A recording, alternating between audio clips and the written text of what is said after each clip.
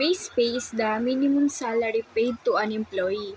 It can also be interrupted as a fixed amount paid to an employee for a certain job. So, base pay is an only one component of an employee's total compensation and does not include overtime. Overtime, pay bonuses and benefits or insurance.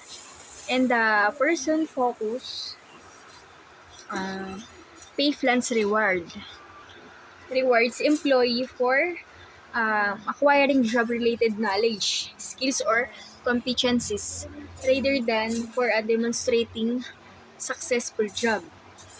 Performance are a structured classification system that categories rules within a company based on factors like skills and responsibility.